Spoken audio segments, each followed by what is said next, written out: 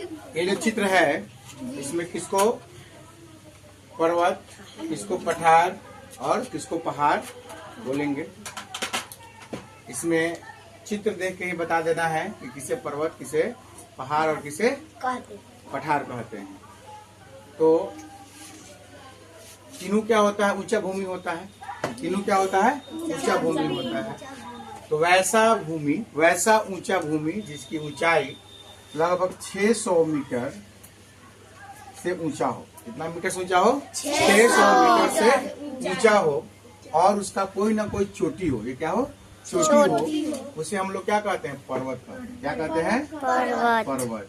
जैसे आप लोग सुने हुए माउंटेन पर्वत का नाम सुने हैं, विश्व की सबसे ऊंची पर्वत है वो, इसलिए इसे क्या कहा जाता है? पर्वत।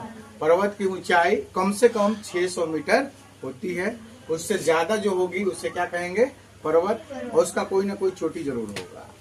पहाड़ में क्या होता है कि इसकी ऊंचाई लगभग 600 मीटर होगी और इसका जो आकृति जो होता है ना, लगभग गोलाकार होता है। लगभग गोलाकार होता है, इसलिए इसको हम क्या कहते हैं? पहाड़। क्या कहते हैं? इसे हम कहेंगे पहाड़।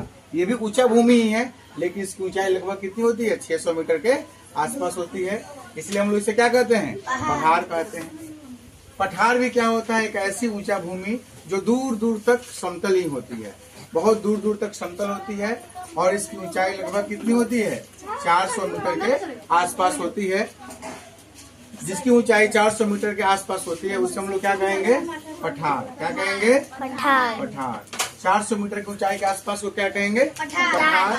और बहुत दूर दूर तक क्या होती है? वो समतल ही होती है। उसी ऊंचाई पर बहुत दूर दूर तक समतल होती है। पहाड़ ऊंचा होता है लेकिन ऊपर भाग क्या होता है? गोलाकार होता है। और पर्वत में क्या होता है? ऊंचाई होता है और उसकी क्या होती है? चोटी होती है। ठीक है, समझ में?